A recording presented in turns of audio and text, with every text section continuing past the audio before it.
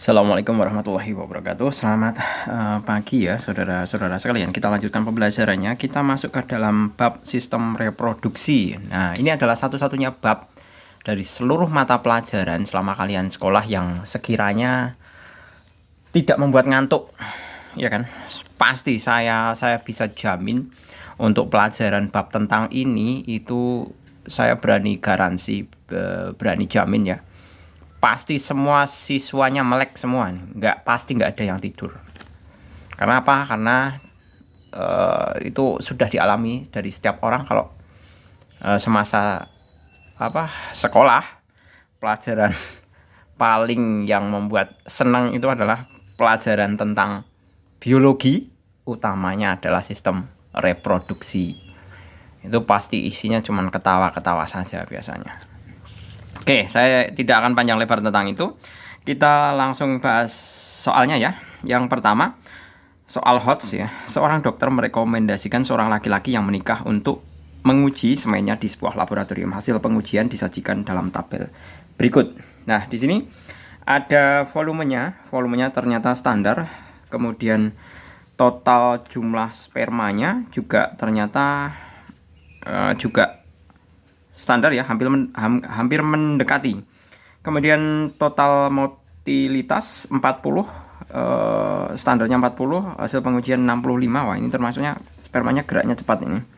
Kemudian vitalitas atau persentase kehidupan 58%, sedangkan ini adalah 76% untuk hasil pengujiannya. Sebenarnya bagus ini ya. Nah, namun di sini yang sangat jomplang sekali ya. Jomplang itu dalam artian ada selisih yang sangat signifikan. Ini separuhnya aja tidak ada ini untuk mengenai morfologinya. Bahwa persentase bentuk normalnya, kalau standar itu 80%, sedangkan hasil pengujiannya adalah 23%. 23% itu hanya sebatas 25% lebih sedikit, ya kan? Jadi untuk mendekati standarnya aja, separuhnya standar aja tidak mampu. Seperti itu. Jadi kita bisa menyimpulkan ya, dari pilihan tersebut kita analisa satu persatu. Laki-laki tersebut mudah mendapatkan keturunan sebab vitalitasnya tinggi. Saya rasa tidak mungkin ya, karena morfologinya, bentuk spermanya saja menyerupai separuhnya saja tidak, ya kan? Bukan. Laki-laki tersebut mudah mendapatkan keturunan, tidak. Laki-laki tersebut mudah mendapatkan keturunan, tidak. Laki-laki tersebut sulit mendapatkan keturunan sebab volume spermanya sedikit. Kalau masalah volume, kita lihat di sini. Volumenya malah tinggi dia. Ya. Kalau standarnya 1,5, sedangkan ini adalah 2,1, itu berarti kan lebih pekat ya. Volumenya lebih tinggi, kok lebih pekat sih? Lebih encer kemungkinan besar ini. Soalnya kan volumenya lebih besar. 2,1 dengan 1,5 itu kan lebih besar 2,1 hasil pengujiannya. Berarti ini kecenderungannya spermanya ini lebih encer nih. Soalnya apa? Sperma yang sekiranya dapat membuahi itu kan harus memenuhi beberapa kriteria tertentu. Mungkin dari segi gerakannya, jumlahnya juga, kemudian bentuk morfologinya juga, terus volume per jumlah spermanya atau kepadatan spermanya, seperti itu. Jadi bukan hanya sebatas salah satu faktor ini. Jadi secara keseluruhan ini bertanggung jawab terhadap berhasil atau tidaknya sebuah pembuahan. Seperti itu. Jadi D jelas bukan ya, kontradiktif mengenai volumenya, malah lebih besar ya. Kemudian yang E, laki-laki tersebut sulit mendapatkan keturunan sebab terdapat abnormalitas bentuk sperma. Nah, ini lebih tepat ini. Kenapa abnormal? Karena untuk kita tahu tadi morfologinya standarnya 80, sedangkan hasil pengujiannya 23%. Itu kan sekitar 25% lebih sedikit itu. Jadi ada jomplang sekali antara bentuknya. Seperti itu. Jadi bisa dikatakan sebagai sperma yang abnormal. Clear ya jawabannya E. Kemudian yang kedua, seorang laki-laki yang telah menjalani vasektomi ternyata masih mengeluarkan cairan pada saat ejakulasi. Hasil analisis menunjukkan bahwa tidak terdapat sel gamet dalam cairan tersebut. Pernyataan yang tepat untuk menjelaskan peristiwa tersebut adalah, gini. Yang namanya vasektomi itu bahwa saluran sperma atau istilahnya saluran yang menghubungkan testis yang memproduksi sperma, kemudian dikeluarkan lewat epididymis, kemudian lewat penis ya. Tapi saluran tersebut kemudian dipotong, diikat, dibuntetin. Seperti itu. Jadi secara fungsional organ seksualnya itu berfungsi. Hanya organ seksualnya tersebut tidak dapat menyalurkan sel sperma. Nah, itu yang dinamakan dengan vasektominya. Nah, kenapa kok masih ada cairan? Nah, cairan tersebut berasal dari epididymis yang mengalami kebocoran. Tidak mungkin orang dipotong kok. Ya. Pengikatan vas deferens kurang kuat sehingga cairan dapat merembes. Ini juga tidak mungkin. Sudah dipotong. Jadi suatu kemustahilan seseorang yang sudah melakukan vasektomi itu mengeluarkan sel sperma. Ini fokusnya adalah sel gamet. Kalau sel gamet itu kan kalau pria itu sel sperma. Ya kan? Jadi kalau salurannya saja sudah dipotong kan tidak mungkin keluar. Gitu. AB tidak mungkin, kemudian C juga tadi tidak mungkin ya, epididymis. Kemudian yang D, cairan berasal dari kelenjar vesicula, seminalis, prostat, dan Cowper. Nah, ini yang lebih memungkinkan. Karena apa? Karena kalau masalah vesicula seminalis, kemudian prostat, dan Cowper, itu semua terhubung dengan ginjal yang merupakan sebagai penyaringan darah yang nanti kemudian darah disaring kemudian akan menghasilkan urin. Nah, itu yang lebih mungkin. Sedangkan E ini uretra secara periodik mengeluarkan getah berupa cairan getah bening. Itu salah. Uretra itu hanya mengeluarkan urin. Ya. Jadi jawaban yang tepat adalah jelas yang D. Seperti itu. Berikutnya. Perhatikan grafik hubungan suhu dengan Perhatikan grafik hubungan suhu lingkungan dengan motilitas sperma berikut. Oke, kita lihat di sini grafiknya ya. Di sini ternyata seiring dengan peningkatan suhu, ternyata keberhasilan fertilitasnya itu kan beraneka ragam. Ya. Di sini ada masing-masing kemungkinannya mengenai prosentasenya. Ada yang suhu 11 derajat itu kemungkinan keberhasilannya 20%. 16 derajat itu keberhasilannya sekitar 50% lebih. Nah, ternyata yang tertinggi itu pada suhu 21 derajat. Tingkat keberhasilan fertilisasi, jadi pembuahan itu berhasil, itu adalah sekitar 80 lebih. Oke lah, mendekati 90%. Nah, dari grafik ini, kalau kita bisa menyimpulkan bahwa 21 derajat Celcius itu merupakan suhu optimal keberhasilan dari sebuah pembuahan atau fertilisasi. Ya. Jadi ternyata ada suhu optimum juga. Seperti itu. Nah, ternyata Pak Jul mau terangkan juga ya seperti ini. Jadi ini alat kelamin pria seperti ini ya. Kemudian ini adalah penisnya, kemudian ini adalah skrotum atau testisnya. Nah, kalian tahu fungsi dari celana dalam, maka kan ada aturan ya kalau di dalam medis kesehatan alat-alat seksual itu yang namanya skrotum dari seorang pria itu keadaan yang lebih baik itu adalah menggantung. Ya, jangan sampai dia itu menempel ke dalam tubuh. Alasannya apa? Alasannya adalah suhu tubuh itu tidak selalu sesuai dengan suhu skrotum.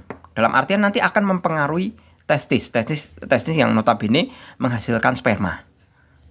Ya, seperti itu. Kalau suhu tubuh itu terlalu tinggi. Seperti itu. Nah, keadaan menggantungnya skrotum ini bisa diibaratkan sebagai radiator pada mobil. Radiator pada mobil itu kan fungsinya untuk mendinginkan, kan diisi air itu. Jangan sampai kepanasan. Nah, begitu juga skrotum ini. Kalau bisa, usahakan skrotumnya itu adalah menggantung. Jangan sampai menempel. itu nanti akan berpengaruh dengan tingkat kesehatan spermanya. Makanya kan ada anjuran dalam kesehatan ya, janganlah memakai celana dalam yang ketat. Nah, itu sebenarnya fungsinya dari situ.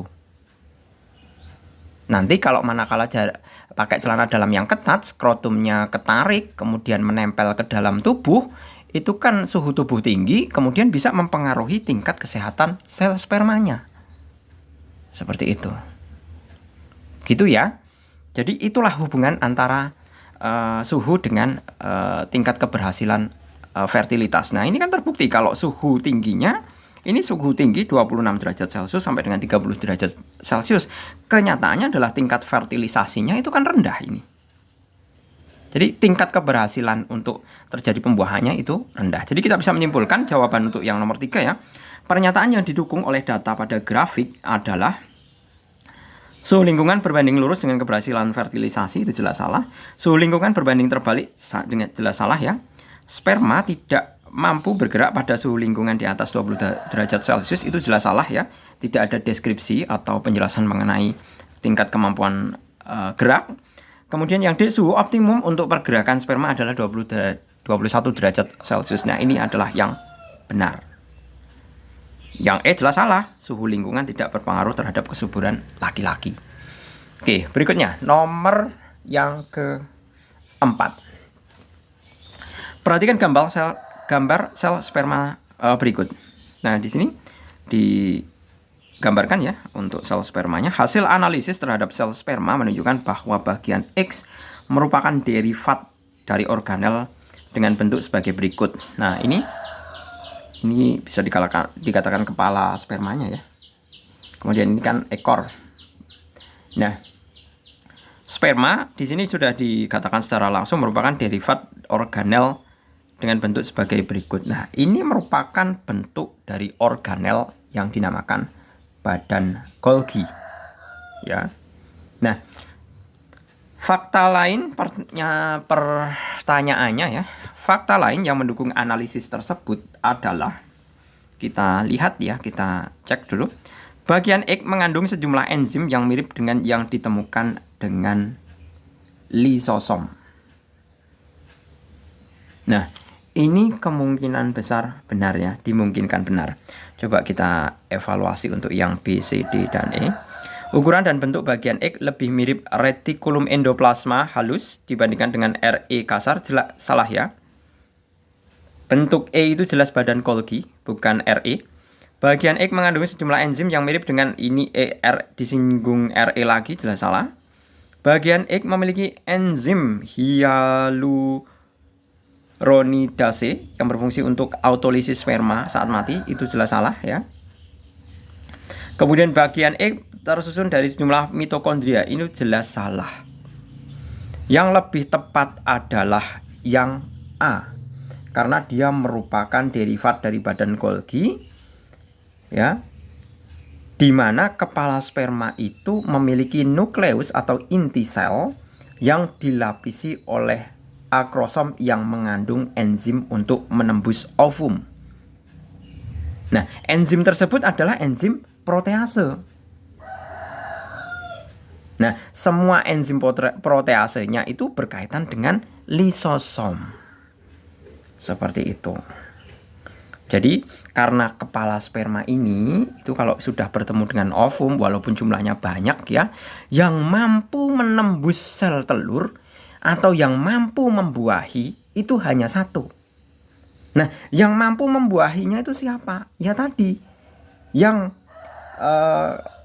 kepala sperma yang sekiranya memiliki nukleus dan dilapisi akrosom yang mengandung enzim protease, di mana enzim tersebut itu ditemukan di lisosom yang membuat kepala sperma tersebut mampu menembus sel telur. Jadi jawaban yang tepat adalah yang A. Seperti itu. Kemudian yang terakhir, yang nomor kelima. Perhatikan organ reproduksi laki-laki berikut. Jika bagian X pada organ reproduksi laki-laki dewasa dibuang seluruhnya, hal berikut yang paling tidak mungkin terjadi. Ingat, ini pertanyaannya unik ya. Paling tidak mungkin terjadi. ya. Ukuran organ seksual sedikit mengecil. Ini mungkin. Nah kan testisnya dibuang. Kan jadi mengecil. Nah itu mungkin, bukan jawaban. Kualitas suara bass sedikit menghilang.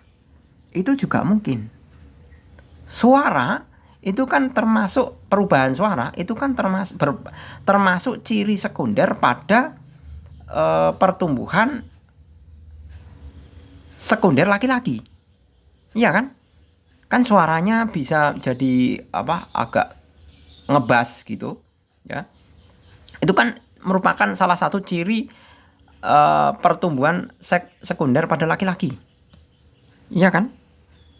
Jadi kalau ini dihilangkan, berarti kan hormon yang mempengaruhi tentang kedewasaan laki-laki atau testosteronnya itu terutama itu kan hilang. Jadi ini juga mungkin. Kemudian yang C, ereksi secara normal sulit terjadi. Ini juga mungkin. Yang D, jumlah sperma menurun setengahnya. Ya nggak mungkin. Orang pabriknya aja dibuang kok. Masa masih bisa menghasilkan setengah sperma? Itu kan sebuah kemustahilan. Jadi jelas jawabannya adalah yang D. Oke gitu ya, saya rasa cukup, semoga bermanfaat. Terima kasih, selamat pagi, sampai ketemu pada video berikutnya. Assalamualaikum warahmatullahi wabarakatuh.